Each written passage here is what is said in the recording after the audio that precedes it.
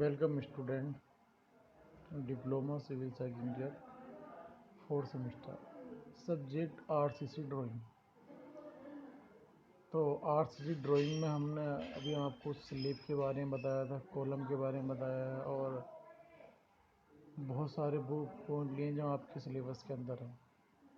But अभी थोड़ा doubt ये लग रहा है कि जिस तरीके से सुनने में आ रहा है कि ऑब्जेक्टिव टाइप के क्वेश्चन ही एग्ज़ाम में आएंगे, तो मैं अब कोशिश करूँगा कि आपके आरसीसी ड्राइंग के भी जो आपके सिलेबस के अकॉर्डिंग बहुत सारे जो ऑब्जेक्टिव क्वेश्चन है वो लेकर आऊँ। फ़िलहाल अभी हमें जो हमारा सिलेबस पे उस पे हमें फोकस करना है कि सिलेबस के अकॉर्डिंग ही हम काम करें और ऐसा कोई भी काम ना हो जो हमारा सिलेबस से अलग हटके। तो ये थोड़ा मैंने आज का एक लेक्चर इंग्लिश वाले स्टूडेंट्स के लिए लिया है और ख़ाली जो आप लोग भी समझो, कुछ बच्चों की प्रॉब्लम है कि वो इंग्लिश में ही लेक्चर लेना चाहते हैं। तो drawings form the most important part of RCC construction. तो आरसीसी कंस्ट्रक्शन के लिए ड्राइंग जो फॉर्म है वो हमारे लिए बहुत इम्पोर्टेंट है और a civil engineer must be well conversant with the drawings.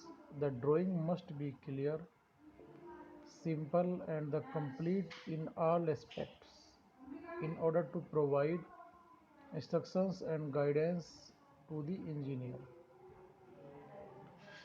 Bureau of Indian Standard (BIS) has published SP34, a handbook for reinforcement and the detailings contains the specification and guidelines for detailing of the various RCC structure.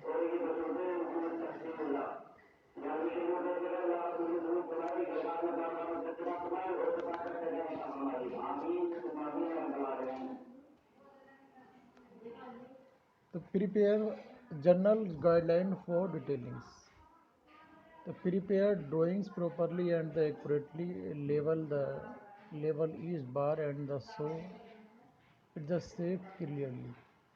जो भी हम किसी drawing के अंदर एक steel bar लगाते हैं वो हमारी इसकी शेप क्लियरली शो होनी चाहिए। Prepare bar the bending schedule, और हमें जो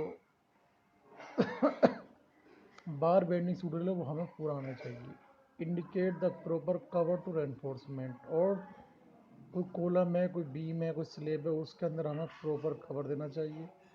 the grade of reinforcement bar shall be the clearly mention in the structure drawing, और जो भी हम ग्रेड लगा डालते हैं, कोई जिस ग्रेड में भी हम किस स्ट्रक्चर को डिज़ाइन करते हैं वो क्लियरली मेंशन होना चाहिए। For mild steel plain bar U type hooks and the for deformed bar L type hooks may be the adopted. Deformed bar need the not have hooks at their ends. Use commonly available size of bar and the spirals. So enlarge details at the corner, intersection of wall, beam and the column joints आदि. All spacing in a beam